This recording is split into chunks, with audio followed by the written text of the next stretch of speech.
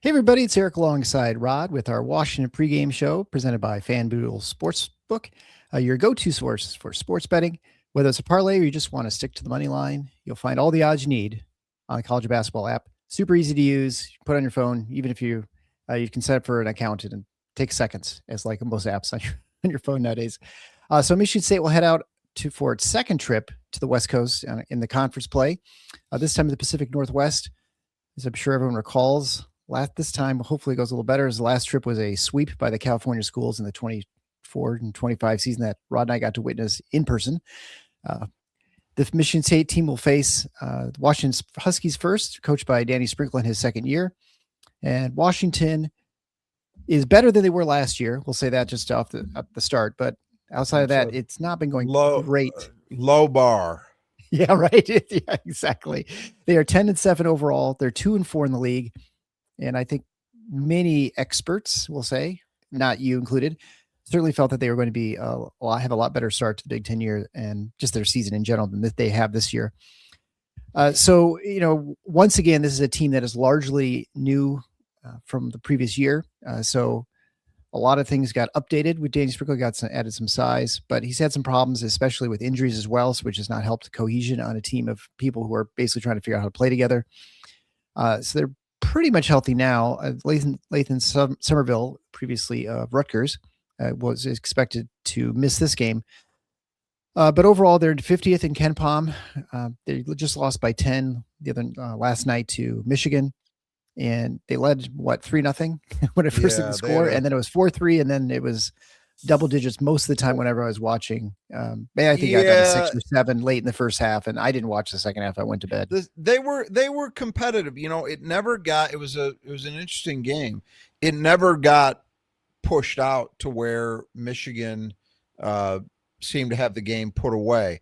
It was always hovering in the second half, or most of it at least, seemed to be hovering in this, say, 6 to 10 point realm. But the problem for Washington is every time it felt like they were on the verge of really getting into it, like get one stop in a basket and game pressure is firmly on Michigan would get a bucket. Yeah. The end of the game, I think Michigan scored in something like, 12 of their last 15 possessions, something like that. Just they could not stop Michigan when it counted. And that was that. So it was, I would say the final margin of 10 was fair. It actually, the funny thing is, right at the end, Michigan did push it out to 15, and then Washington scored the last 5. But I think 10 points was about right for that game. But when you watched it, at least my impression was they had 3 guys who were back from injuries in that game, one of whom had not played at all this year. That was his first game of the season. And it looked like it. That 2 of those guys are guys, we'll talk about them in a bit, that some of our fans probably remember, Wesley Yates and Desmond Claude. They were both big parts of that USC team that watched that miserable game that you and I witnessed at the Galen Center last year. They were very productive players for a bad team. And they've come back. Both of them have been out multiple games. Now, Claude's missed 5 on the season, and I think Yates has missed 3. They've had 5 guys miss at least 3 games this year. So wild. I'll give Danny Sprinkle a little bit of a mulligan here, that he has not had anything close to the team he expected to pretty much at any point this year. This is finally the point that he could feel like, all right, this is pretty much, other than Somerville, who was a backup big anyway, I've got my group. But they just looked incoherent, those guys. If you remember Wesley Yates from last year, he was really good against Michigan State. He was one of the best freshmen in the conference. He put up, I think he averaged like 14 plus a game, but really efficient too. Like, he shot the ball very well. And Claude was miscast as a point guard, but he was a very, very productive player for them as a scorer, using his size at 6'6" on the perimeter. Those guys looked lost last night. I mean, neither one of them started. They didn't really do much. positively at least. So that's kind of been the story for Danny Sprinkle is you start with the unbelievable amount of injuries. I saw he had a quote that he said something like they were the Seattle was the sprained ankle capital of the world. So I guess he's had a lot of those. So I feel Better, they for need him. better conditioning, right? That's the problem. Right. That's well, it's they ought to. Yep, just like Michigan State and foot injuries, they really Yeah. ought to look at that. No, it happens. It's weird. Yeah, right. It's sports are weird. Injuries are weird. It happens. Unfortunately for them, it kind of looks like the Detroit Lion defense the last 2 years, where it's just everybody's out at one point or another. It can't get everybody back together at one time. So that's a big part of it. But then there's also, it's compounded by the fact that, as you mentioned, they are once again almost completely overhauling that team. Zoom Diallo is the only guy who's back. So it's one guy who's back versus, well, two actually, because Frank Capang did play some last year. He was hurt for a lot of the season. MSU didn't see him. But so let's say a guy and a half are back. That's a hard way to live anyway. And then you compound it with so many guys being out. It's tough. I would say the thing about Washington, you mentioned that they are better, and they are clearly. They are vastly more talented. I mean, he seriously upgraded the talent. When you look at this roster, there are multiple guys who have actually been very productive basketball players, and a couple of them in high major settings. So that's a good, Big Ten level. So that's a place to start from. Then you've got one freshman who is almost certain to be a first-round draft pick next year and is playing like it. And then you got another freshman who was highly rated and had been a stalwart for age group national teams, Team USA, at under 17, under 16 levels. That's a and then toss on top some guys who were very productive mid-major players. So the talent level is much, much better. The coherency level isn't. Again, watching them against Michigan last night, I'm sure at least some of our listeners did that. They look kind of like an AAU team, because that's what a lot of these teams do look like, because they haven't played together. The familiarity is low. And it shows. It's hard to get past that. Some guys do it. Sometimes you get lucky in the portal and it just clicks and guys seem to play well together. But I am firmly convinced that is not something that you can truly coach. I don't believe that. I think that you could get lucky that the guys you end up assembling just happen to fit well together better than some, but frequently, I guess I'd put it this way. The portal helps a lot, obviously. We can look around college basketball and we see additions that make teams better, right? Right. But can you be really good with a total or near total overhaul? I think that's hard. When we're looking at the teams that succeed, for the most part, they're teams that have a core of guys that have been around, and then they're adding in a few. That's viable. Yeah. But the total overhaul, man, that's hard work. Yeah. I think, when you look at the total overhaul, which there are a number of teams in the Big Ten that have done that. USC is a good example this year. Not even retaining Indiana, anybody. Iowa, Indiana, right? Those teams you can understand, at least for the coach. Yes, the coaching there's change, familiarity with players and that coach, so they're a little different. You're right. Yeah, but you look at all the variables that go into. One is you've got to have the right types of players. So you got to have a point guard. You got to have some guys to play inside. Someone to stretch things a little bit, and they've all got to perform, of course, to your expectations, your hope what they can be. And as you mentioned, they've got to fit together well, and there's no way of knowing that as far as personality in your speed. It's not even speed dating. I mean, it's like, really you're talking for an hour or something oftentimes. Maybe you've had some familiarity with them in the recruiting trail at some point, or you talk to someone who knows them, but for the most part, you're kind of going in blind. You have to be able to get them to play together well. So there is a coaching aspect to it too. And some people are just probably better at that than others, with kind of just a collection of sort of new faces all the time.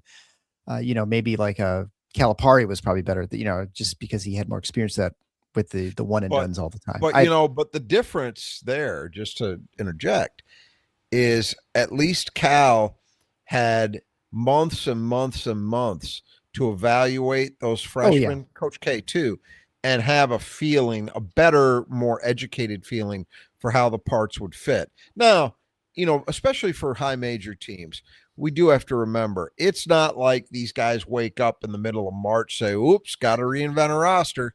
They've got, especially if they're an established program, like Washington coming into this year had a year under their belt. So they were established. They've got some of these programs have general managers now. All of them at the high major level have people whose primary or very important secondary responsibilities are to evaluate everybody that's out there.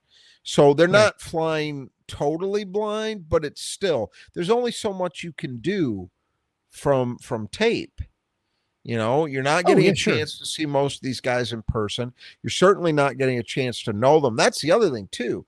We're kind of talking about the basketball fit. Well, there's also other types of fits that matter. That's what I was going to say next. Yeah. Right. Yeah. Personalities.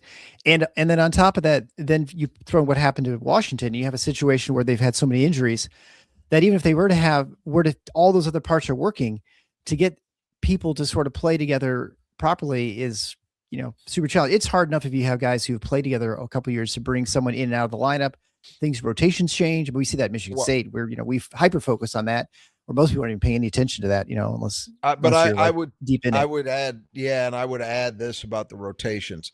Last night in the first half for Washington, it just seemed, obviously I don't watch every game that Washington plays, but I've seen them play a few times and all of last night.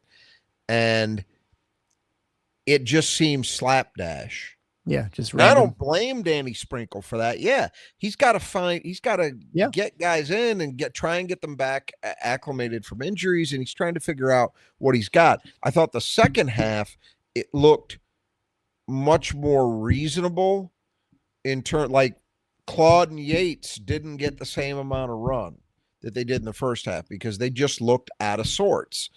He went with some other guys who might not be as talented, but at least are able to play some form of coherent basketball. And I think that's going to be the big challenge for him over the next couple weeks is, one, finding enough opportunities to get all of these guys back up to speed. And then as a function and going along with that, two, can you figure out the ways in which the pieces should fit together? In some ways he's back to November. Sure. Yeah. Not entirely, but enough that it matters. I imagine so. And, for Washington, it clearly right now is not a tournament team. And I don't think so. I will say they're not far off in the metrics. If they could get on a little bit of a run, they're 50 in KenPom. If they could get on a little bit of a run, they're not sitting where some of these teams are, where they're in the high 80s and you're like, hey, you could win 4 games in a row, it ain't gonna be enough. Right. They're in position where they could do that, and they do have enough talent that I can't rule it out, but it's just hard to see right now. Well, and they also have the added disadvantage of the fact that they're out in the Pacific time zone, right? And that's just something that it's a reality. That's right. Another game or two, probably losses somewhere, just inexplicable maybe, or a margin. And we've talked many times about the margins of these games. The Big Ten, it might be 3-4 points. Is that a time zone, like a jet lag? Is that worth? Probably. It's hard to say, right? You make a good point. That's true. They're working from right out of the chute. They're working at an added disadvantage because of that. And they'll have more trips between now and the end of the year for sure. So, we're only 6 games in, so they probably got a couple of it's probably harder for them too. Of course, everyone travels. We know, all the other Big Ten teams, they go and travel and play 2 games. Obviously, not nearly as as playing how many games in the East Coast is probably like 7, right? Like Well, that. there's 10 games. There's half of their Well, games 8. are either in the 2 of them are, central or eastern time zones. it'd be 8, right? Because you play 2 are in the Pacific time zone against the other, because you play all your double plays are in Oh, the, more than that. What am I saying? Yeah. Yeah, yeah. exactly. It's But but 14 whatever. games. The 14 thing games is, in the central or eastern time zone. yep. And as someone who just recently experienced jet lag, Oh no, traveling, I was 10. traveling. I'm wrong. Yeah. Anyway, go ahead. Yeah. So someone It's 10. experienced some jet lag.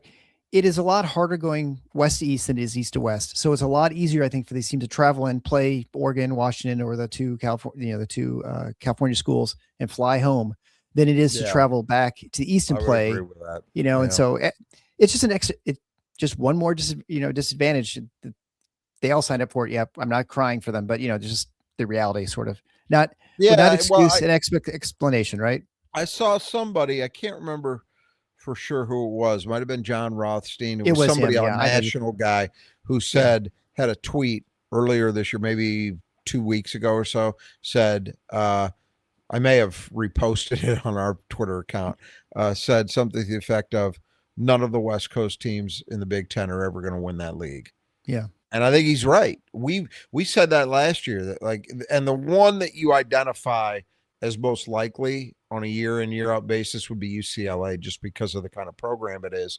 But they would have to be in a position where they are so much better than everybody else to do it, and yeah, then maybe a team like that would have enough of a chance. It's weird to say. You would never say this about anybody else, any teams in any other situation, but I think the odds are better for one of those 4 teams to win a national title, or certainly to reach a Final Four, than they are to win the Big Ten regular season championship.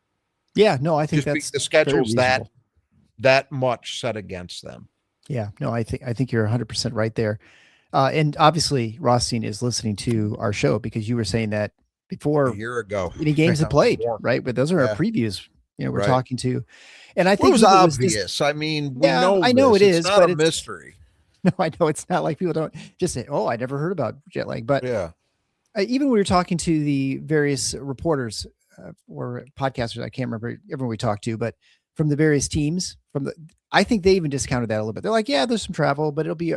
I wonder if you talk to them now, if they'd have a Yeah. different opinion on the effects of that, because I think everyone looks at it from like a football standpoint. We talked about it. You can go out a Right. couple days, it's Big one game. difference. Big It's a lot difference. different than just playing multiple games in a long road trip, or Well, flying back and forth all the time. it's the cumulative effect Yeah, too. Like, exactly. if you want to say to me, hey, UCLA's got to go on a trip east in early January, play 3 games. Okay, they might do okay on that. They might find a way. But when it's late February, early March, and it's the 3rd time they've done it, no, I don't Yeah. love their odds. I just think you do that over and over, in addition to the overall wear and tear that everybody in college basketball is dealing with by that time of the year. It's just another impediment, and I think it's just too much to ask those schools to overcome. Mick Cronin started talking about this early last year. Yeah. And he'd be the right guy to do it, because he doesn't censor himself, and he was obviously right.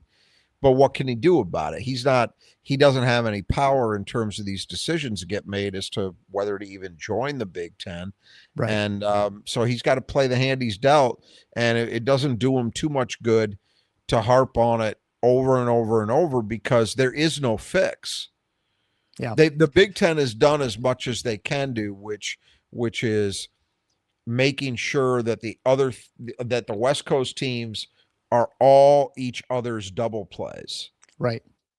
So that's as much as you can do. That, So like, it's obviously actually right. It's club the 7 games together. games. It's 7 games a year. I'll finally Right. get it right. It's 7 games a year they have to play in the Central or Eastern time zone.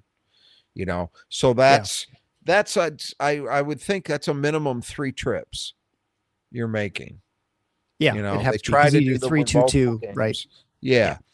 And Right. it's just that's a lot to ask of a college basketball team. You look at it, you look at the Pistons. who have been the best team all year in the Eastern Conference, right? They just recently completed a 5-game trip to the West Coast, and they had to beat the Lakers in game. And by the way, of the 5 games they were playing, only, I believe this is right, I think only one came against a team on the right side of 500. So not great teams. They had to beat the Lakers, who were that one team, to salvage a winning trip at 3-2. And historically, I mean, I can remember the bad boys teams going out there and going 1-4. Yeah. You know, it's just how it is. And this is, as you say, this is even tougher when you got to go west to east.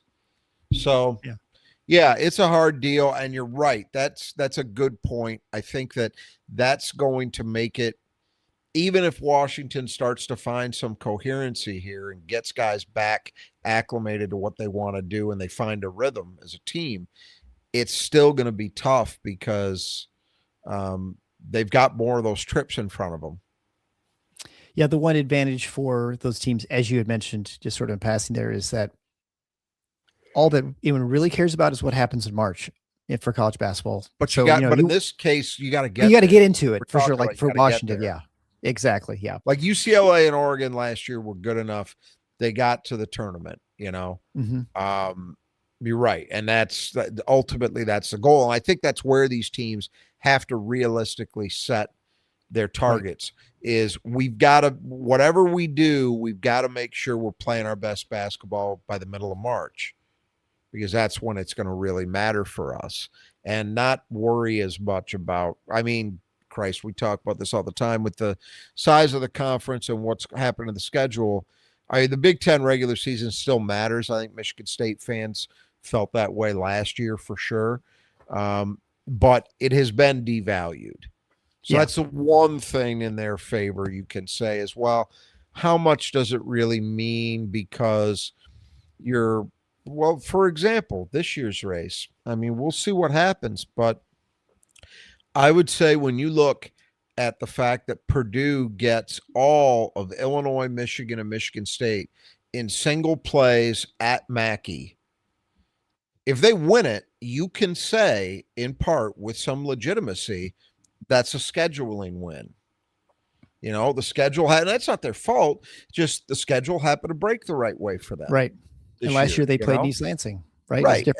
And I assume they might have played in Ann Arbor and Champaign. I don't know. But that's all part of it now, you know, and we had seen that even before the explosion to 18 teams. We had seen it in the old, 14 team league where I remember 2016, Denzel Valentine's senior year, everybody in the world knew Michigan State was the best team in the Big Ten that year. Right. No question about it.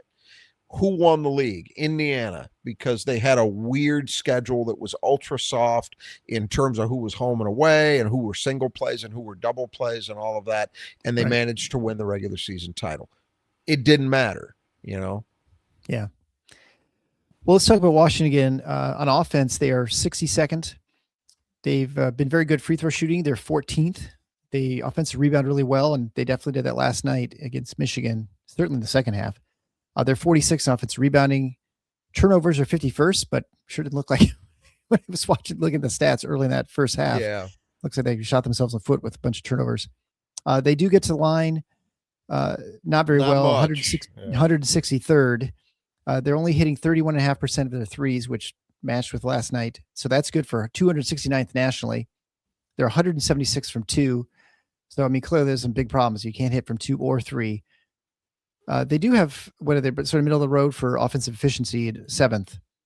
But they've been a little better. I guess they were 13th last year. Or, no. So what I'm trying for the to whole say season there, versus just, they've been better in Big Ten play. Yeah, and I'm going to try to do that as something that we haven't done in the past. Because I think we're starting to get to the point now with 6 games under teams' belts in the league that, and because we know those are all games against high majors, right? Right. Rather than the overall season where you're sprinkling in a bunch of tomato cans. I think that it shows that somehow they've been better offensively. I'm not sure watching last night that I buy it.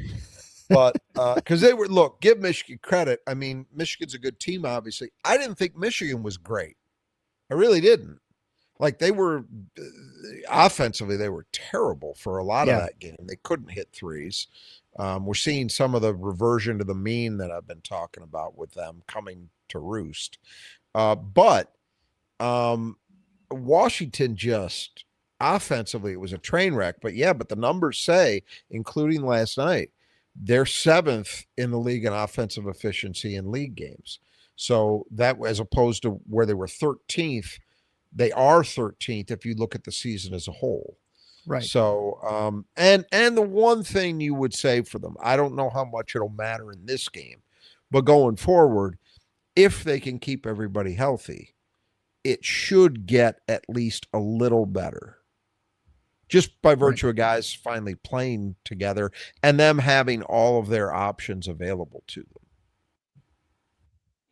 And on defense, they're pretty much the same. They're 52nd. They're sub 250 in turnover generation. They're 96th against the threes, 102nd against twos, 131st in defensive rebounding, which is not very good. 90th in defensive foul rate, so they don't tend to foul a whole lot. So it's kind of like just sort of mediocre, kind of average defensive stats, but since you're not really bad at anything, you're kind of okay-ish. That's it. That's it exactly. And we see this from time to time where you look at a team that doesn't have any obvious real strengths, but they also don't have any obvious real weaknesses. And overall, it ends up to a decent, solid kind of whole. And that's how I would describe Washington's defense. Look, there's nothing here you look at and say, well, that's great. Like if you're coming from a Michigan State perspective, you're like, you should have some shooting success against this team. You should definitely be able to rebound offensively against them. The foul rate is okay, but they fouled Michigan 20 times last night. And watching it is like, yeah, that team is not together defensively. Mm-hmm. Again, I don't necessarily blame Danny Sprinkle. He's trying to work a bunch of guys back in. It's tough. But it also is worth noting that it's the polar opposite of their offense. Yeah. They're 10th in the league overall for the overall season, but in league games only, they're 14th out of 18 defensive efficiency. So that tracks with what I saw last night. I did not see a team that I thought looked particularly good defensively. The one thing they've got is, because of their size and the way some of their big men play, they do protect the rim okay. I think they're 80th in shot block percentage, but it looks even like it's got the potential to be a little bit better than that to me. Like they're competitive around the rim. Well, they didn't get 4 Big Ten losses for nothing, so they definitely had some struggles. And it finally is a tempo. They're 141st in average length of offensive possession, 194th in overall tempo, which means they tend to slow people down on defense a little bit more, I guess. But kind of like they're sort of just average. They're kind of an average team in lots of ways. Mid-pace team. They don't look to fly up and down the court. And I will also say this, which is worth keeping in mind with Michigan State, especially in the first half of that game. But it happened periodically. They had real problems containing Michigan in transition. Like there were situations where it wasn't like, we see it sometimes where there's a loose ball turnover or, you get a long rebound, something kicks a team into transition and there's not much they could do to stop it, right? It was just bad. Things fell that way. That was not what I saw going on. Michigan did what Michigan State has historically done very well, where they would just fly the ball up the court after a made basket by Washington and get one right back. It happened at least 3 times, I think. So again, a sign of a team that isn't connected, no other way to put it. Well, last year I was on vacation with that because I think it was one of the first 2 games of the It was year. early. It was early. And they just got decimated. I mean, it was like, 30, 40 points or something. 30 plus 30 Yeah. plus point win. And it seemed like Michigan State could just, fast break at will. Oh, well, they did everything at that game, of course. Yeah. You went by that much. Yeah. I'm not ready to say that's a Danny Sprinkle problem yet. Yeah, and it's different team too, completely. It might be, but I think that, when I looked at it, that, like I said, it just looked like a team that's not well connected. I'm sure that they talked about it in preparation for this game because Michigan has been doing that all year. But it's like we say often with regard to Michigan State, and it's going to be true for this game as well. It's one thing to talk about it, to try to scout it, to practice it. It's another thing to live it when you've got that team flying up and down the court, playing actually in the flesh against you. And that's what it looked like to me. It just looked like a team that hadn't seen it before, wasn't ready. There's not trust or enough of a sense of responsibility on that team to do what's necessary. Like I was saying, when you get blitzed off a made basket, that's a problem. That means you're not doing the things you need to do in a disciplined enough fashion to prevent that, because it shouldn't happen. Exactly. It should not happen. If you are truly well prepared and well drilled and you're playing in a connected fashion, it doesn't happen like that. And it was happening to Washington frequently. Well, I'll only add that if that is the way Danny Sprinkle coaches, that he will not be coaching at Washington for very long. I would agree. But I mean, ultimately, the question is, of course, he knows that. The question is, how good of a communicator is he? How well can he instill those kind of things in his team? That's what's going to ultimately decide it. All right, so that brings us to the Fanduel Interesting Wager portion of our show, where we, of course, as we said before, unfortunately, we record these more than a day in advance in order to have you opportunity to listen to it and to sort of absorb the information. But it comes out before lines come out for FanDuel. And so I was going to look up, I forgot to look up earlier what the line is, because I think you probably should just look at KenPom, because I feel like KenPom is a little bit closer to what the line was on all the games we've covered so far. Well, let's see. I didn't look.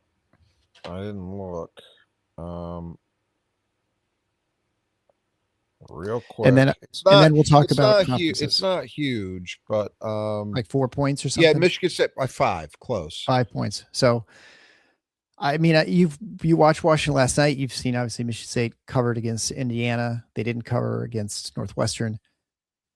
What's your feel for this game for people who want to put a little extra juice on it? If it's 5 points, I would bet you on take Michigan State to cover. Yeah. Anything's possible in these games, well, right? That's always we saw that last year. Yeah. But that's not a lot of that. That's obviously not a big win. And, you'd feel nervous if it was more like 8, 9. That's a lot of points to cover. Yeah. But just watching them last night, if Michigan State plays up to their normal standard, let's put it that way, it's not difficult for me to imagine them winning by 6 or more. Yeah. I just think Michigan's got them decidedly a better team. And Michigan got them for 10. Way. And I think USC, there's some identical. I think Michigan beat them by 30 and Michigan State by 29. So I mean, maybe that ends up tracking, but I just think, I would probably go with Michigan State and to cover. So now obviously win outright. Sure. And so let's talk about, since we've got a little extra time here, so conference winners for the Big Ten. Right now there are on FanDuel, they've got the 6 most likely teams to win the Big, and it's actually switched a little bit.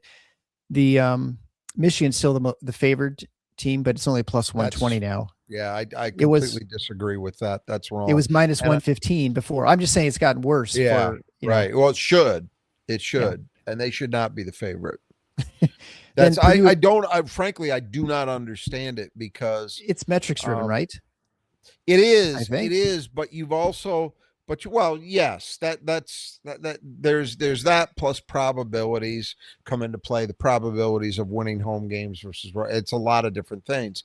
But when I analyze that, I already said this earlier, right? Look at the schedule. Yeah. Michigan's got to go to West Lafayette. They also have to go to East Lansing. They get, I'm not sure where they play Illinois, but I know they get Nebraska at Chrysler. Yep. But just having to go to Michigan State and to Purdue versus Purdue hosting both of those teams, plus hosting Illinois. Yeah. That is a big, significant advantage if you're trying to determine who's going to win the league. And we've already seen Michigan lose a home game. Now we've seen Purdue lose a home game too in the non-conference. But and I know they struggled to put away Iowa last night at home. But are you betting on them losing much at Mackey? I'm not. Maybe once, maybe. I pay attention to history, Yeah, right, exactly. And where even where they don't have great teams, they're tough to beat in that building. When they've got very good teams, as they do this year, to me, Purdue is exactly where I've had them all year long. They are the clear-cut favorite, and it's not even that I think they are on a neutral floor. Let's say. Clear-cut the best team in the league. I don't believe that to be the case. I think there's a lot of parity between these top five, really. Right. At the moment, at least, that's how it looks to me. But I would say any of the. Well, I'd probably still cut against Nebraska going on the longest run in March, just because for as well as they've played, it just feels to me like there's still a little bit of a difference in terms of horsepower. And athleticism between that team and the other four. Yeah. But what they've done in actual games, you've got to give them credit. But any of those other four, I would say right now, you could put a marker on any one of them to go the deepest in the NCAA tournament of the group, and it would be hard to argue with it. I don't think there's much of a difference, but the schedule is a huge deal, and I don't think those odds are reflecting that enough. That would be my take. So it's fair to say you see not much value at plus 120 for Michigan. Zero. Purdue's plus 175. So that's, less than 2-1 odds. And then you start moving That's up. Not great either, but better than Michigan's odds. Nebraska plus 650. So quite a change there. Now they're undefeated. It's hard to imagine to continue going this way. And at some point, now there are, how many undefeated teams are there in the country now? Like 2? 3. I think Vandy lost. 3. There's Ohio, there's and Arizona. There's Arizona, Nebraska. There's Nebraska, and then there's Miami of Ohio. Yeah, so there's gonna be a lot of pressure every day now, just for that alone. Just on, this may actually impact bettors. I don't know, but on the Miami of Ohio front, I actually looked at it today. If you take Ken Pom ranking seriously, and you should, to an extent, Miami is still not even the highest rated team in the MAC. That team is Akron. Akron is 62nd nationally, which for a MAC team is really impressive. But here's the thing. Miami of Ohio has already played and beaten them. They won by 3. They don't play them again. So when you look at it, what are the odds of Miami of Ohio running the regular season unbeaten? But you'd never say they're great for anybody, right? Right. But they're not bad. They've already got the one other team in the MAC that you could say would have a really good shot at them out of the way. So would that be something, having them undefeated going into the NCAA tournament? Well, they'd have to get through the MAC tournament as well. Well, yeah, obviously they have to go through that too. Yeah. But I do think it'll be interesting. Let's say they go unbeaten through the regular season and somehow they end up losing against Akron in the MAC championship. Right. Then, yeah. Is there any way? Right now, Miami is, I think, in the high 80s in Ken Pom. Yeah, and they're not much higher. They're not going to go higher. Right. They just don't have the games on the schedule to go higher. So what would they do? I tend to think they would be left out. Right. Well, the question is, if Akron wins and makes the championship game, can they get in? Right. That'd be the only. That's but again, that's a much better scenario to ponder. But The problem is, while 62 is great for a MAC team, is that enough to get them to an at-large bid? Yeah, And I would say probably not. You probably never not. know Yeah. for sure. Kind of depends. Every year we end up talking about, is it a strong bubble? Is it a weak bubble? And I think Yeah. most of the time now it's a weak bubble because you can't I- possibly be yeah. having great teams there, right? Yeah. So who knows? But Yeah. I would say the odds are against the MAC being a two-bid league. So then moving on to the odds, three last teams. So Illinois is plus 700, so about the same as Nebraska, a little bit. That's you know worse. what? That's a good bet. Yeah. That's a good And bet. And then what do you think the odds are for Michigan State right now? So Michigan State and Illinois both have one loss. I don't know, 750. Plus 1,800. Oh, that's ridiculous. That's ridiculous. That's the best bet of them all.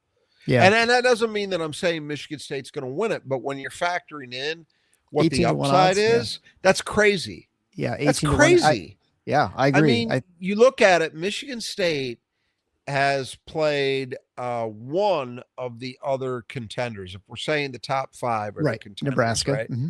Yeah, and they played them on the road and lost by a bucket in a game we all kind of feel they should have won, and didn't play well by their standards, and still were right there. Yeah. So they play. They and Illinois have that common opponent, right? Illinois played Nebraska at home and lost by 3. Right. This is all a function of, by the way, what happened in November and December too. Right. Yeah. It's factoring in there. Yeah. But again, Illinois. Look, Illinois played well. I do think they're better than they were a year ago. I believe that. But come on. I mean, who in their right mind at this point is going to say, "Oh yeah, that's a significant gap." Yeah. Like, I think Illinois at plus 700 is not a bad bet. But to have an 1,100 gap between them and Michigan State, that's ludicrous. Well, absolutely ludicrous. I will only add that I'm not sure if there is a I don't know if you have to be the outright winner by record in order to hit on this bet. I'm not sure about that. So that you want to make sure you check on that, because that would make a difference as well. And then the last one I'll just mention just in passing is that Wisconsin's plus 15,000. So it's 150 to 1. So that's about right. Drop off. They're playing a lot better lately, but they're not winning the Big Ten. All right. So that brings us to our opposing lineup, brought to you by the Brothers Just Do Gutters. Make sure you head on over to our support page at tffinots.com/support. There you can find ways to contact Kurt or Greg wherever you are in the state to make sure your gutters are functioning properly. If they need to get cleaned out, if you got a part that's leaking, or something part just needs to be replaced, or maybe you're like me and had a part of your roof that didn't have a gutter that is destroying your front door, and now my front door is perfect. So all thanks to the Brothers Just Do Gutters. They do, not only we get 10% off by mentioning Final Four, but they also do great, fantastic work. They'll get out there even right now in this kind of weather. So contact them today. You'll be glad you did.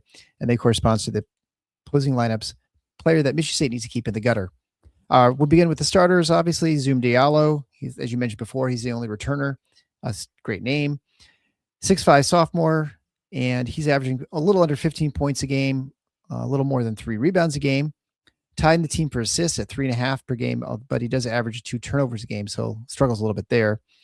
And he's shooting 50, 32, and 88, and also has 4 free throw attempts per game, which is second on the team. He's playing a lot of point guard, and you could base it on the numbers. I'm also basing it on what I've seen as recently as last night. He is miscast in that role. Now, the good news is they got another guy who had his best game of the year, who might be an option for a bigger role there. And if I were Danny Sprinkle, I would be doing everything I could to accelerate that, because I think Zoom Diallo is a weapon. I think he's a guy who could obviously scoring 15 a night, right? And the shooting numbers are not bad. They're much better than they were a year ago. He's very tough to handle off the dribble. You could see why he was rated where he was coming out of high school, because he was a very highly rated guy. He looks like a pro in some ways when he's got the ball in his hands on the perimeter, and he's looking to go to the rim because he's got good size at 6'5". He's a decent athlete. He understands how to get to the rim and finish. He does those kind of things. But as a creator, as a guy running your offense, totally miscast. He's not a point guard. He's dynamic enough as a player that he can occasionally make things happen. That's why the assist totals are what they are. But he also is going to be mistake prone. And so that, again, exacerbates how disconnected they look, because they don't, at least until partway through last night, they don't have that guy that really makes sense as a floor leader out there. And so, again, I guess I say good player, not sure he's been in exactly the perfect role. Do you think he's a guy, he's 6'5", and we'll talk about the next players, Quimari Peterson, who's 6'1". He's a senior transfer from East Tennessee, averaging 10 points a game on 39, 35, and 84 shooting. He was mostly as a 3-point shooter. Yeah. Where do you see Jeremy Fears sort of primarily guarding a guy who's 6'1"? Good question. 5. It's a good question because, and that is the thing. This team, one thing I'll say about them is they do have some good size on the perimeter. Yeah. So there will be challenges there. I would say in Diallo's case, he's a guy I could imagine Jeremy hanging with, because he's not the guys that you would worry you with Jeremy, bigger guys, let's say, who he would have to guard. The guys who worry you are guys, in my opinion at least, are guys who are a little more clever and poised with how they go about their business. So, for example, another guy we'll talk about in a few minutes, Desmond Claude. I don't like Jeremy guarding Desmond Claude because Desmond Claude will use his size advantage to back him, to get himself into scoring positions where he can just elevate over Jeremy and score. I haven't really seen that from Zoom Diallo. So even though he's got like 4 inches on him, I actually think that might not be a terrible matchup, because you want the primary thing with him, I think, where you start is got to keep him out of the lane. Well, Jeremy can do that. And I'm not sure that Diallo is the kind of player yet, is sophisticated enough to use his size advantage, because we've seen that a few times this year where Jeremy's having to guard a guy who is able to play that way, and there's just nothing Jeremy can do. He's not able to get as good a contest as you'd like because the guy's got 4 or 5 inches on him. We've seen that a few times this year. I don't know that I believe Diallo is one of those kind of guys. So, consequently, can you get away with that? Yeah, I think you might be able to, but it'll be interesting to see how they roll, because I don't know that I want Divine might hang in there against Diallo to start, but Kerr, Trey, if he's in the game, I don't know that those two guys are ideal to be guarding someone like Diallo. And then, of course, we talk about Peterson briefly too. The guy mainly lives behind the line, and but he was really good in the first half. He kept Washington in it in the first half with his 3-point shooting, but in the second half he wasn't hitting as well, and that put a hurt on him. He was, for a long time, he was the only guy for Washington that could hit a 3, and both teams were terrible. Yeah, I was gonna say I turned on. I think Michigan was 2 for 13, and I think Washington was 0 for 11 when I turned turned it on. Yeah, it was not a shooting exhibition, that's for sure. Next, we'll talk about Bryson Tucker, formerly of Indiana and formerly of just sort of like an enigma. He was not really playing for anybody. He's now starting because of some injuries. He's averaging a little under 7 points a game, 4.5 rebounds a game, shooting 46, 25, and 60, plays about 21 minutes. I don't know. I guess he was a guy Michigan State was certainly interested in, or at least intrigued by in the recruiting process and then that interest went away, and very strange. He was just a strange story, and he seemed miscast at Indiana, but maybe his game is just a little bit not what. Maybe he's more like you hope he's going to be more than he is, and that's sort of been the way he's been, I guess. Well, I actually give him credit. I mean, whether it's because injuries have created an opportunity, I think that's part of it. But he's better than he was last year. In Indiana, he just by the end of the season, he'd fallen completely out of the rotation, and that never made sense for me why he went there, because they were loaded with guys a lot like him. Mbako, they had a bunch of guys like that. And I just couldn't see the role. And sure enough, it evolved to the point that he didn't have one. Yeah. Yeah, he's a weird, it's funny because on the one hand, you would say, oh, guys who don't end up playing AAU, like the first time I remember that being emphasized with a player was Marcus Taylor at Michigan State. Like his dad didn't want him playing AAU, thought it would breed bad habits. He'd be better off just playing, working out, playing with his high school team in the summer, all that stuff. And there have been a handful of guys, not many, who've fallen into that category over the years, and Tucker's another one. And on the surface, you would think, like I remember when it was being talked about with Marcus Taylor, it was seen as a badge of honor, like, oh, they're serious, because AAU play is not serious, right? That's the conceit there, that's the subtext. They're serious about it. This is somebody who really wants to be, or their dad wants them to be the right way, a real player. Yeah. But it never works out that way. It's always that these guys they don't know how to play with anybody. Bryson Tucker it's not fair to compare Marcus Taylor to him, because Marcus Taylor played at Lansing Waverly for 4 years. He was not a selfish guy. He knew how to play with other people. It's just, that storyline didn't pan out the way people thought it would. Bryson Tucker has skipped around. I think he might have been a 4 high schools in 4 years guy. It's that kind of deal. And, he's another one. I mentioned this with Diallo. When you watch him, just watch him with the ball in his hands. That's all you have to do. You understand why people were enamored of him, because he's got a pro body, and he's pretty good. His handle looks good. I mean, there are things that on the surface look the way you would expect a good player to look, right? But he doesn't look like a guy to me who understands how to play the game as well as he should, to simply put. The shooting is also a limitation. Yeah. I mean, 25% at 3 is actually an improvement. But in last night's game, there were a couple times he took threes, and they were just bad, and he missed them, of course, but they were just bad shots. They're bad shots, not just because he missed, but he shot them out of the rhythm of the offense. Right. They were decently contested. They were just bad shots. So that's the limitation here. I would expect that even though he's been better than he was at IU, and I think has again, through a variety of circumstances, found a role, I'm going to kind of be expecting his role to shrink a little bit as some of these other guys start to get back. I mean, if you've got the Desmond Claude that was at USC last year, he's going to have to play more than Bryson Tucker. He's going to have to. Right.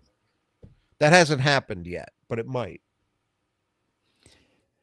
And then we come to easily the best player for Washington, Hans Steinbach. He's a 6'11", 240-pound freshman.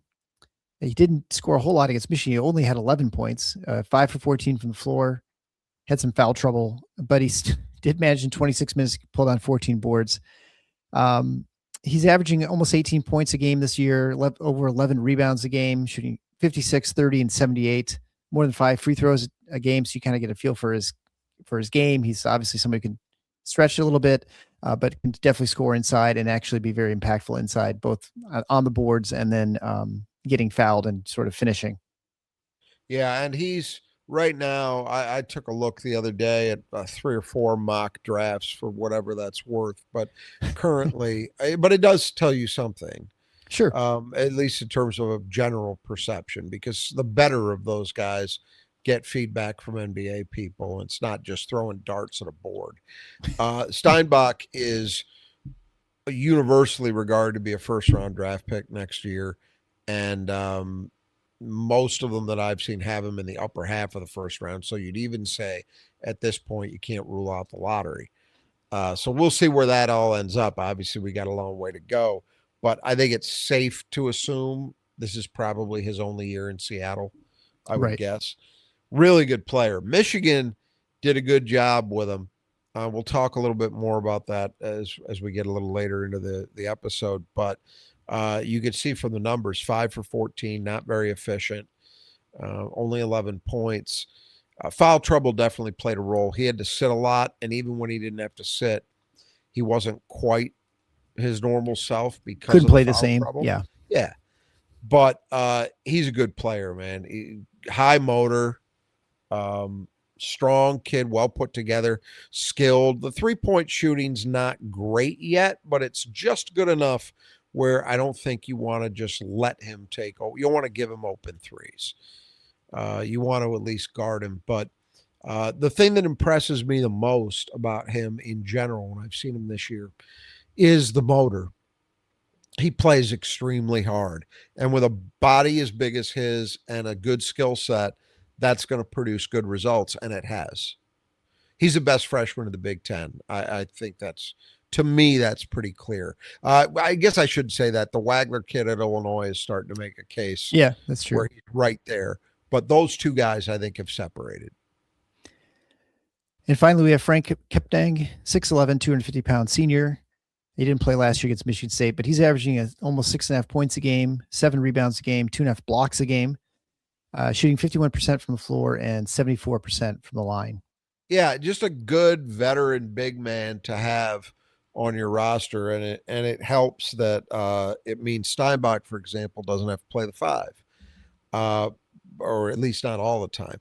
But Kepnang's solid. I mean, he actually played pretty well against Michigan. I thought he finished well against them, which is not easy to do because with all their length, they make it tough on you at the basket.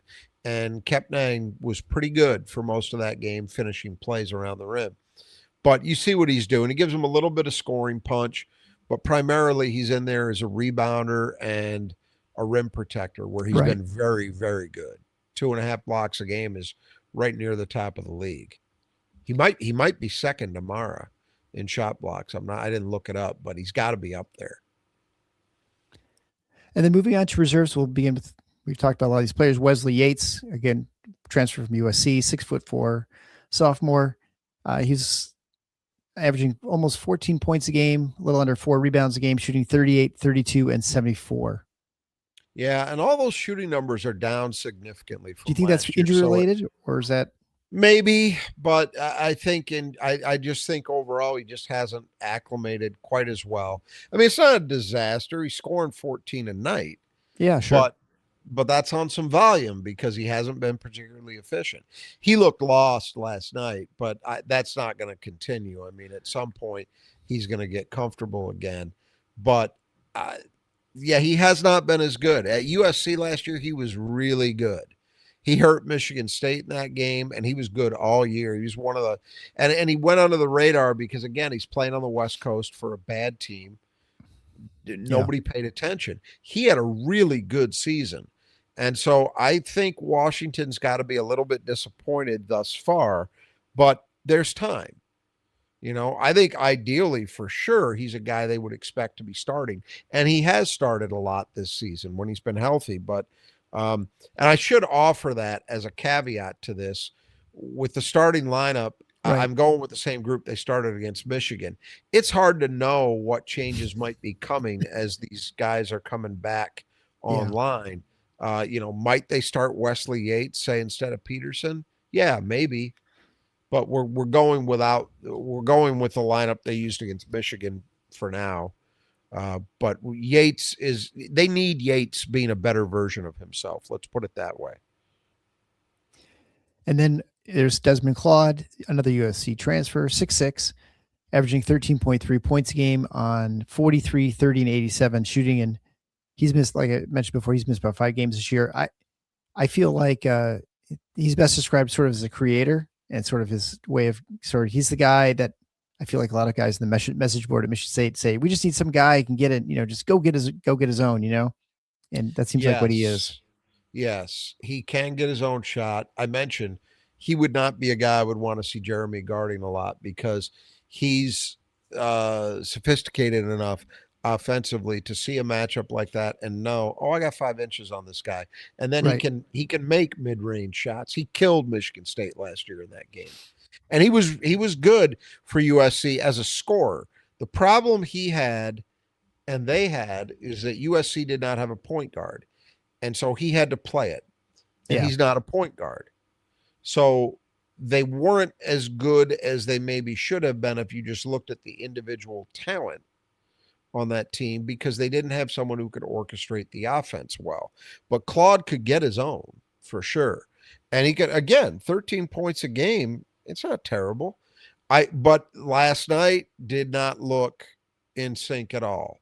So the question with both he and Yates is, how quickly do they get back in sync? And then what does that do to Washington's rotation? Right. I got to believe both of those guys at some point, assuming they're healthy, are back in the starting lineup. That just You'd assume seems so. Yeah. Claude for Tucker and Yates for Peterson seems very obvious to me what should happen if those guys are playing as, something remotely close to the best versions of themselves. Yeah. And it's not like, we've been through almost the entire lineup. It's not like you've got some sniper out there that you should be in there. So you're just replacing 30% shooters or 30-some% shooters with another 30-some% shooter. Like Peterson's 35. He's the best on the team. And he's their best. But yeah, you're right. You're not saying, this guy's 45. We got right. Yeah. You got to have him play. Yeah, he'll still play. He'll still play a lot. But I think Tucker's the first guy that I would look at and say 21 minutes a game is a little rich. Yeah. For him. That's going to shift down, and Claude and Yates are going to pick up some of those minutes, I have to think. Then we have JJ Mandaquit, 6'1" freshman, averaging 5.5 points a game on 42, 30, and 71 shooting. He has a 3-to-1 assist to turnover ratio, which is pretty good for a freshman, especially. He's coming off the best game of the year, from what I understand. He had 15 against Michigan, was very efficient shooting the ball, and he only had 2 assists to 1 turnover, but he was by far the guy that looked most natural in running Washington's offense. And I mentioned earlier how the first half, their rotation just seemed to be like Danny Sprinkle was picking names out of a hat. I didn't see any rhyme or reason to it. And again, I'm not knocking him. He's in the situation he's in. He's trying to find out what he's got, what combinations play better together, find some way to develop some connectivity, all of that. So he's got to try things, right? But in the second half, it did look coherent. And the way that happened most obviously was Mandaquit played a lot, and he should have, because he was playing well. They looked like a much more coherent team. And it's not an accident, because of everybody on this roster, he's the only one that I think is a natural point guard. I had mentioned him near the outset. He was a guy who played for Team USA age groups over his career. Pretty highly rated, not an elite recruit, but like I think he was a top 50-ish guy, definitely top 75. So it's not a surprise that he can play, but it's been a little bit of a struggle for him making the transition. Yeah, I thought it was possible. I know when we did our season preview, I think I might have said the best bet for this Washington team being the best they can be is if Mandaquit can earn a major role as a starter, because he's the one guy who really seems to be a point guard. And having watched him play now, there's no doubt about that. He is the best option to play that role, and they need it. They need somebody who can actually run an offense efficiently and look the part, and so that's another thing. Yates and Claude becoming something closer to the best versions of themselves is a big deal for this team. But the other thing that could make them better is if Mandaquit can continue to earn a larger role and play somewhere near the level that he played against Michigan, because he was very good last night. And finally, we have Jacob Ignacevich, 6'8", 240-pound senior transfer from Lipscomb. He scored 10 points last night against Michigan, had 3 rebounds. He was averaging 20 points a game last year. He went 2 for 4 from behind the arc. And was that his first game of the season last night? It was his debut. He's had a foot injury all year. Yeah, and he was the one of the 3 guys back from injury. And you might not have predicted this, because Claude and Yates had at least played a number of games this season previously, but they were whereas Ignacevic. Ignacevich had not played at all, but he was the one of the three that actually looked pretty decent. Big addition because they could use another big body. They start obviously the two big guys in Kepnine and Steinbach, but they've had to play some other guys. And Somerville, we mentioned, has played some this year, but he's hurt now. So they're just kind of trying to find something. But this is an important player to have back because one, he brings size. Two, he's experienced. He's been around the block. Three, he can shoot. And they need perimeter shooting pretty desperately. Right. So I think it's fairly obvious, but who do you have as the player Michigan State needs to keep in the gutter? Brought to you by the brothers that just do gutters. It's Steinbach. Yeah, Steinbach, there's no question. He's their best player. I think you saw, actually, I would say, of everything that happened in that game against Michigan, the most important thing that happened from enabling Michigan to get a win is that they really limited what Steinbach could do as a scorer. Well, we'll hope that happens 2 games in a row. Sometimes it's hard for those really good players to do that, for them to have a repeat performance like that. So we'll hope for the best here. So it brings us to Who Cleans the Glass Best, brought to you by the Squeegee Squad of Grand Rapids. If you need your windows cleaned or even house power washing, right now is probably not the power washing time, but they definitely are out there cleaning windows, either for your business or your home. Contact the Squeegee Squad of Grand Rapids. You get 15% off just by mentioning Final Four when you get your estimate from Troy and his team. They do fantastic work. They're very affordable, and they're the nicest guys you'll meet. And they get ladders so you don't have to. So make sure you contact the Squeegee Squad. And Who Cleans the Glass Best? Right now, I'm at a heater. I've had 5 in a row. I'm up 9-7 right now. Yikes. So yeah, it's like I can't miss first. Right now. I picked you first, get to pick. Right? Yeah, I can only imagine who you're going to pick. Jackson freaking Kohler. Deliver a 14 rebound game for me, Jax. Just as a reminder for those of you who don't, I will wear a basketball in my head if I lose this competition at the end of the season, and Rod will do part of the show with helium voice. So that's what's I'll sing the fight song with helium. We'll have you sing the fight song with the helium voice too. Yeah, we'll do a little bit of everything. We'll see how long. Oh no, I think it's one or the other. Well, I mean, it'll probably last a little while. It'll last a little bit longer, and it's fun. You got nothing to lose. Well, except some pride, maybe a little bit, but that's just losing in general. All right, so I'm going to take the obvious Cooper. And here's the tough part. Here's the tough one. So Carr had 2 rebounds last game. I think he's bouncing back. I don't think he's going to end up with 2. And so I'm going to go with Carr for this game. I'm going to go. Yeah. You thought I had a hard one. I'm going to go with Cam Ward. Yep. And I'm hesitating because I do think Jordan Scott might be a good choice here. Obviously, he's playing more consistent, larger minutes. You see a lot of minutes possibilities in this game too, right? With the size. But I also see it with Ward, because Washington with those 3 bigs, particularly the 2 starters, I think Cam's. It's easy to imagine. It's easy. I don't want this to happen, obviously, but it's easy to imagine one of MSU starters, somehow ending up in a little bit of foul trouble, and maybe having to play Cam a little more even than you would expect. So I'm going to go with Cam.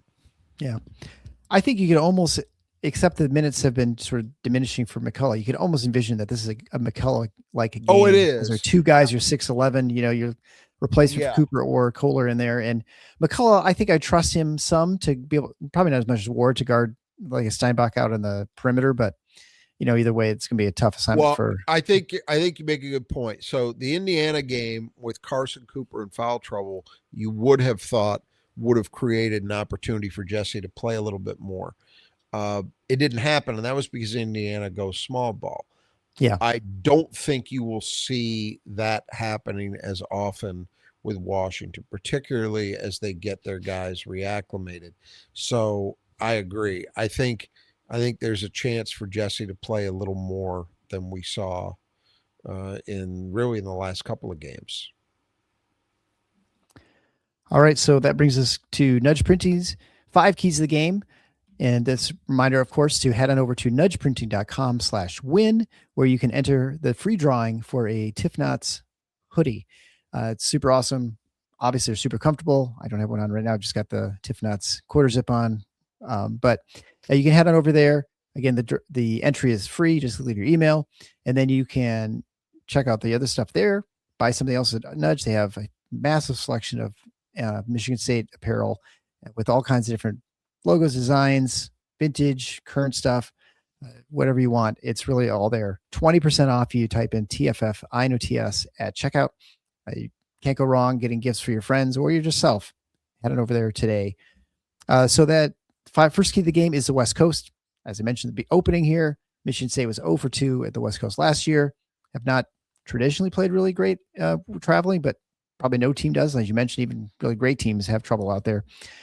So they got to figure this out. I mean, Michigan, for whatever you can say about Michigan last year and this year, they're 3-0, I think, at the West Coast trip. So Michigan State's got to get a little bit of whatever they're getting. Yeah, it's another one of these. I heard Dusty May talking about it. It's another one of these weird things like that. The Big Ten tournament championship that he talks about. I don't know why it's that big a deal to him. It shouldn't be. I mean, it matters. You want to win every game, right? But come on. Yeah. Anyway, getting back to the matter at hand, we got 2.5 weeks to ramp up to that one. Yeah. Izzo has talked about it. He talked about it in the post game of Indiana, and he said, "Look, there was nothing they did on that trip last year that he felt, in terms of preparation, how they handled it, that he felt was needed to be adjusted, and I'm certain that that's true. I believe they're leaving today. We're recording this on Thursday, so they're leaving today. They didn't leave yesterday. So I don't think it's that. I don't think there's really anything other than, it's hard in a different time zone, and it's hard playing anybody in their building. There's that too. It is a road game. So by definition, no matter where that's played, that's going to be more difficult. Yeah. But, you look at it, I just think the biggest factor last year for MSU was they happened to play one of their 2 worst games of the season. You could take your pick between the USC game and the game at home against IU is the worst. That just happens, Yeah. And I think it was no more complicated than that.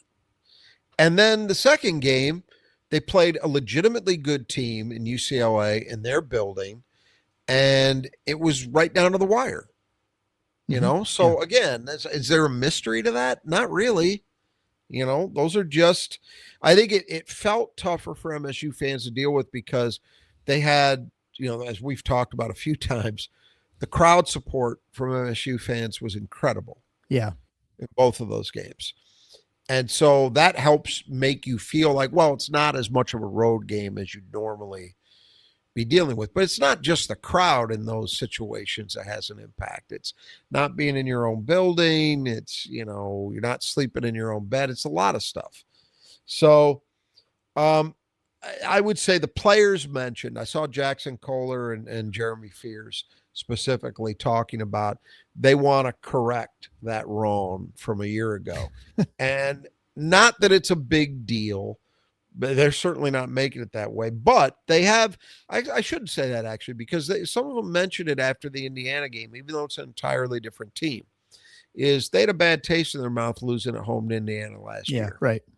And they had a bad taste in their mouths losing to USC.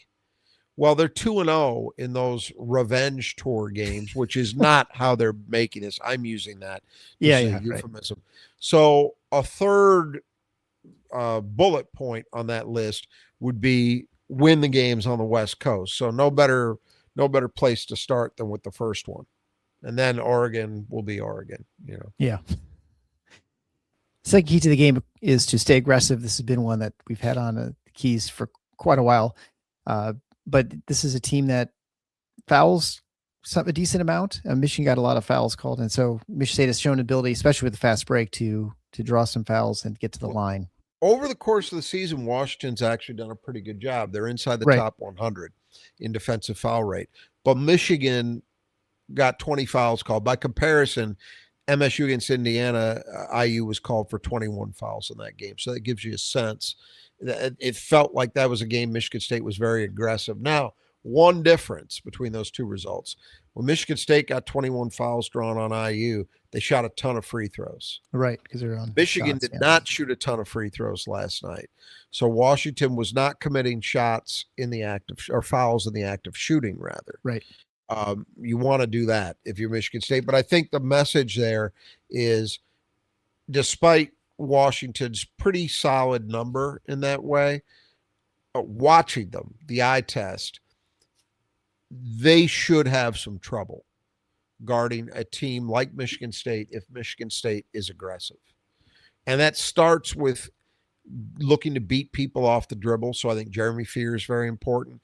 You'd like to see Cohen Carr doing some of it, and then everybody else sprinkling in, Devine. And then obviously your guys inside need to be active. All right. So the third key to the game is coherency. And you've talked about that a number of times here. Just not only do you have injuries, but you also have a completely new roster trying to figure things out here for Washington. But there's definitely a decent level of talent there. Yeah, there's talent. And so the risk, it's kind of like that USC team last year. They had talent.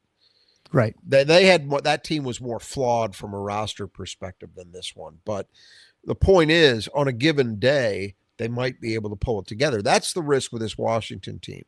There's two risks, I think. Three, let's say. One, they just happen to find it. Yeah.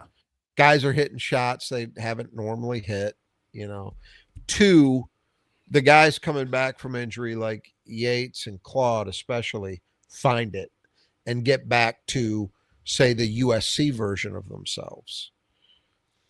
The third thing is that they found something with Mandaquit at the point and they lean into that, and that helps make everything better.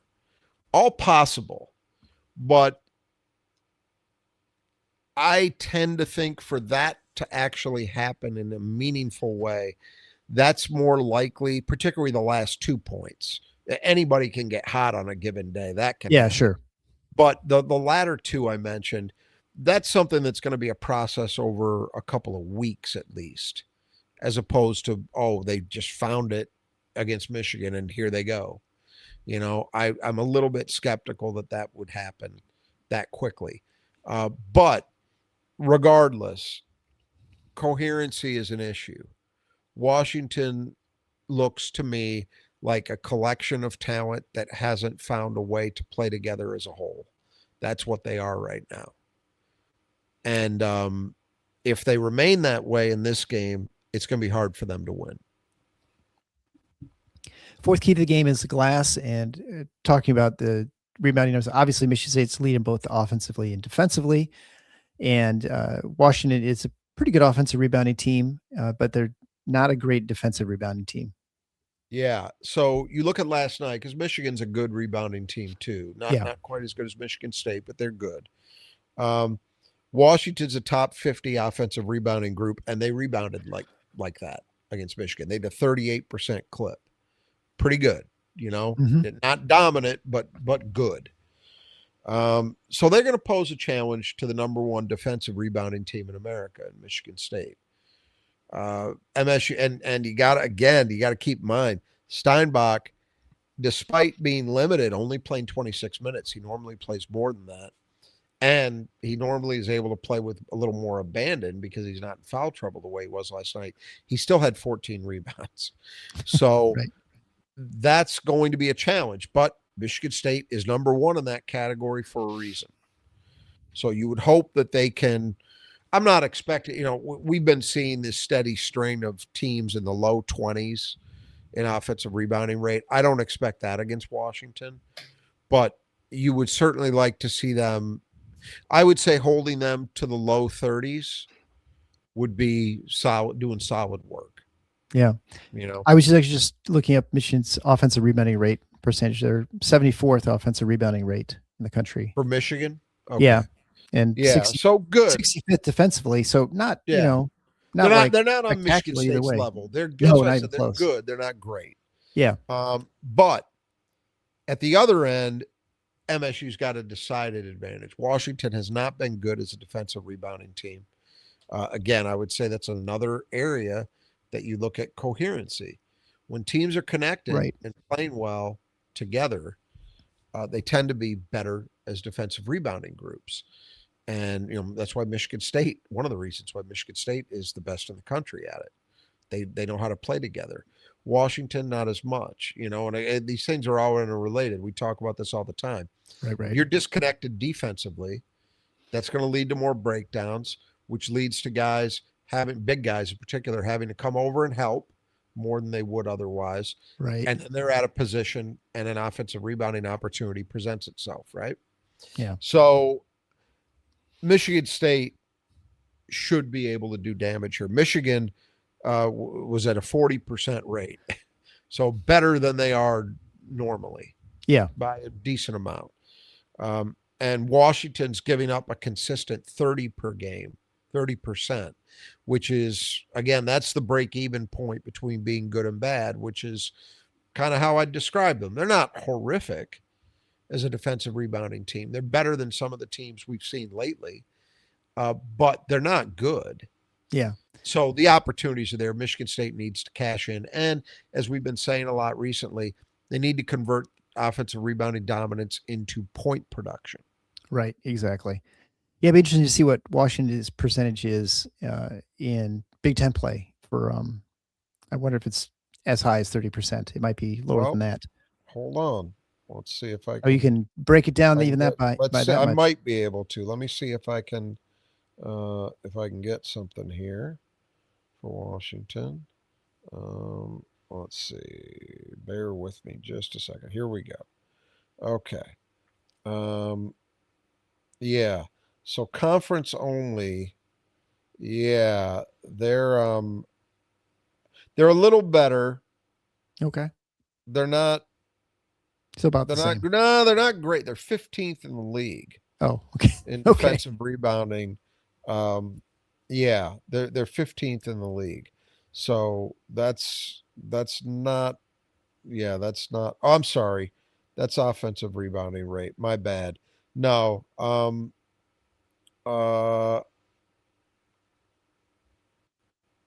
No, my bad. I'm right. They're 15th. They're 15th.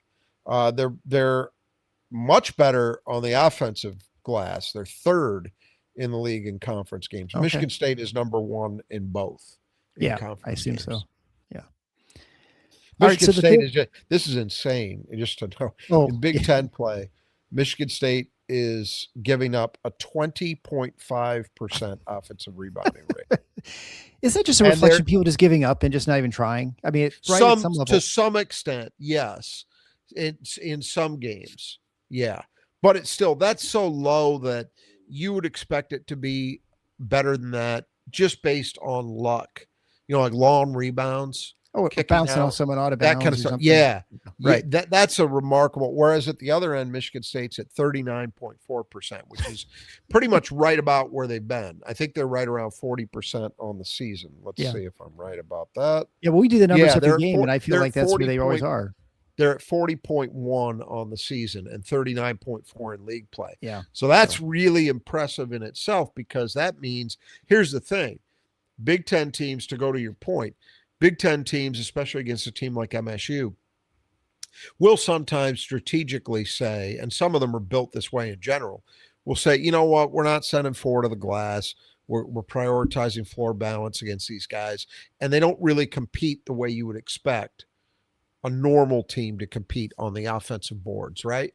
Yeah. But at the other end, the Big Ten, everybody emphasizes defensive rebounding. And for Michigan State to basically be right there in league games, less than 1% difference between their offensive rebounding rate in league games and their offensive rebounding rate overall, so that includes all the tomato cans, that is telling They've Yeah. been doing a job. This is the best rebounding team, and they were great last year, but this is the best rebounding team for Michigan State we've seen in many, many, many years. I mean, this is like early Izzo in the aughts kind of like levels of It's rebounding. getting to that point. Yeah. Let me take okay, you said it, so let's take a quick look. We're going to step back through history 30 years ago or 25 years ago. My memory is the best rebounding team was actually the first Big Ten championship team, the 97-98 team. Yeah, and that checks out. I remember they couldn't that shoot. Team, yeah. You know what that team, and this did not lead the country. Their offensive rebounding rate for that team on the year was 44.8%. Defensively, they were not nearly as good as this team has been. They were only 43rd in defensive rebounding. So I would say overall, this might be a better rebounding team. Let me just Interesting. The next year, actually in 99, 45.9% offensive rebounding rate, which was second in the country. Somebody was somehow better than that. Defensive rebounding rate, they were 30th, so a little better, but still not as balanced. The national here we go. The national championship season. This is the one. 42.1% offensive rebounding rate, which was sixth. Defensive, they were 2 in the country. So that's the standard. The national championship team would be the best. Oh, I'm wrong. The year after. This is the year they were a Final Four team. Zach Randolph, Andre Hudson, that group. 47% offensive rebounding rate. Number 1 in the country. I sure hope so. Defensively, they were number 2. So that's your standard. There you go. You got to go back to the 2000-2001 team to find a rebounding group balanced this way. That team and the national championship team. Those are the standards. And you're right to raise them as comparison points. Thus far, right now, Michigan State, number 7 on offense, number 1 on defense. They're in that company. Well, let's hope that is a sign for things to come, maybe, right? Yep. With the postseason. So let's move on then to our final key to the game is Steinbach. Like was mentioned, he's a player to keep in the gutter, and he is their sort of all-everything freshman. Yeah, and foul trouble, as we've talked about a few times, definitely hurt him last night. But beyond that, I thought in general Michigan did a really good job of making things tough on him. They walled up, they contested, they made everything difficult. And you could see it start to get into his head a little bit. He took some shots in the mid-range, like say 8 feet, that were, to my eye, looked rushed. He just didn't look comfortable at any point in that game. They made everything hard on him. Michigan State is not quite the rebound or the interior defensive team that Michigan is. Michigan is as good as it gets. Yeah. In part, Mara alone, but not just him, makes it very difficult. Johnson, Michigan State's not quite at that level, but they're really good. And they've got to take a page from that book and make every shot opportunity that Steinbach gets tough. I think that's a big key. I don't expect them to repeat what Michigan did because I don't think the game will unfold the same way. So holding him to 11 points again or less, probably unrealistic. But can they find a way to make him inefficient? Yeah, I think that's doable. And that's the task at hand. You don't want to let him get really, really going because he is good enough that he could carry them. And they've got enough around him that if he's really going and putting up big numbers, that might be enough to get them over the hump because they've got enough that could provide him just enough help to get a win. And so then just kind of wrapping up here, the game time has been moving around a bunch because the Seahawks have a home playoff game that day in Seattle.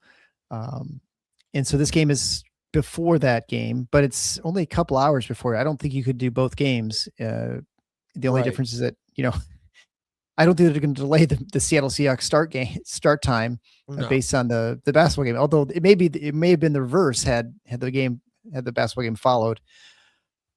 You wonder what the fan involvement. I mean, the students are back; they'll be there. But what is it easier for Michigan State fans to get into this arena? We sort of guessed that there might be a decent amount of Michigan State fans there, but maybe it'll be a little easier for them to get there, and there might be a bigger contingent than otherwise would have been because of the Seahawks game.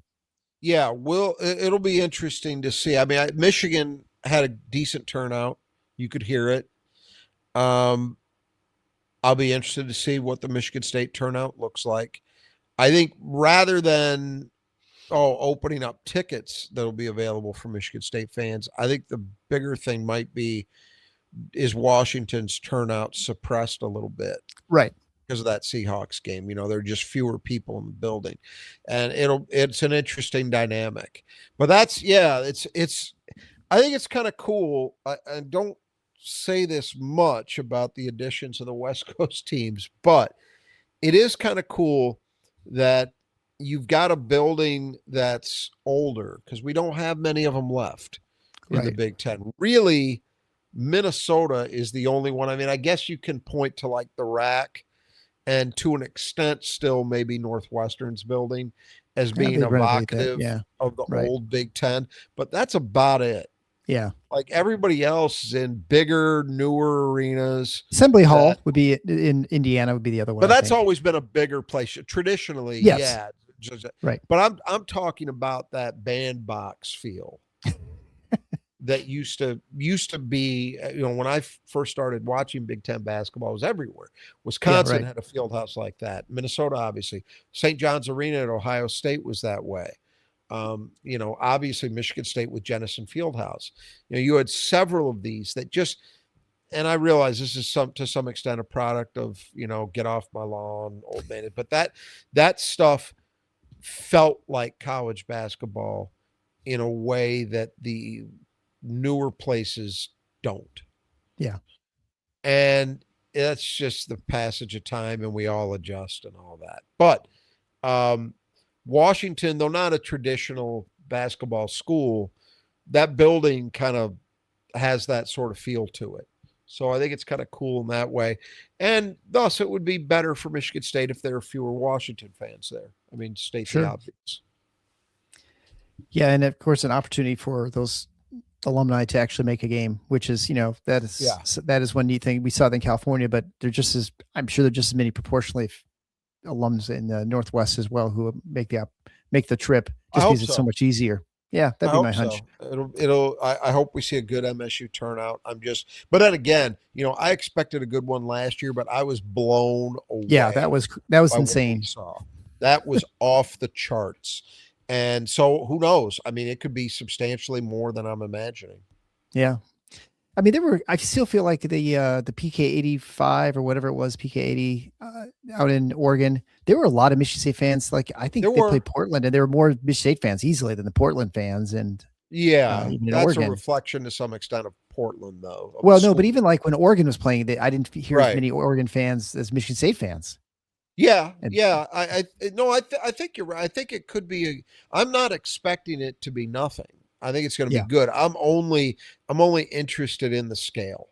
Yeah, right. Exactly. Because the LA thing, just as we said, there are other advantages there, which is primarily, it's great weather. Was the Pacific Northwest, it's only that there's not much same snow. As here. Yeah, there's not snow, but it's not great. Yeah. And just that whole, and the fact that you had two games in the same city. Right. Whereas you don't have that this time.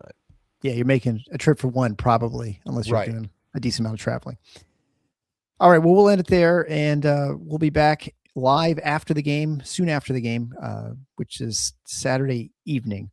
I think it'll be 6 I o'clock. think so. 6 o'clock game. Eastern. So very nice that they didn't try and make it the 10:30 game or something like that. But thank God. I think I saw something where Michigan State's a top watch college basketball program in the country.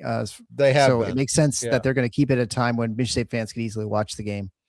And they're always trying to squeeze stuff between the playoffs, which of course are a bigger deal just in general. It's still football season, but at least college football season will be over. So we'll see what happens. Not in this house. It's not. That ended when the Lions bowed out of the playoffs. It's been basketball season for a while. Which reminds me, I was thinking about this the other day or yesterday. So what percentage of Big Ten basketball games do you think you watch? Like up to this point, And we'll just say conference games. We're not going to talk about the Not as non-conference. not as many as I used to. Unfortunately, I used to be really, but Well, because they're more, and right? I mean, just other things coming, family stuff, other things come yeah, into right. play. But I try to watch as much as I can. I would say, You see half, you think? It was some yeah, portion, maybe not even the whole game. maybe parts, maybe at Yeah. least portions of half. Yeah, Like yeah. I didn't even I see tried Iowa's game to. yesterday, for I instance. did. I did. And the second half especially, and that was very disappointing, but also very predictable. Yeah, right. I would say this is something you and I have talked about, and I've mentioned it on the Spartan Mag board as well. But Bennett Sturts, if he's playing, if Iowa's playing a game against, say, Illinois, Michigan, to Nebraska, going down the rest of the Big Ten schedule, bet against him playing well because he Yeah. has not shown up. I mean, he made a shot here and there, but it was rough. At winning time, there were a very close game down the stretch, and he had 2 possessions in a row where he had a turnover. I mean, he just does not look up to it against the very best. Yeah. Iowa's a team, played really hard, played well, just not enough to get over the hump. Yeah, he plays so many minutes at this point. You feel like that's not going to get any better this year. I mean, I looked at the box score and everyone was pretty good from 3, and he was like 2 for 9 or something. So he was and not missing good. badly. Air Yeah. balls. I mean, as I say, the turnovers, and he's a guy who doesn't turn the ball over a lot, right? 2 straight possessions, bad turnovers. Yeah. He Different just world in the Big Ten.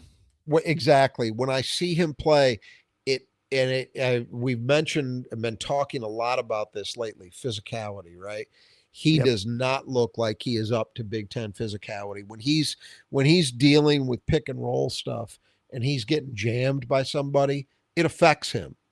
Yeah. Somebody like Jeremy Fears, he could play through that. Sturts can't play through that the same way.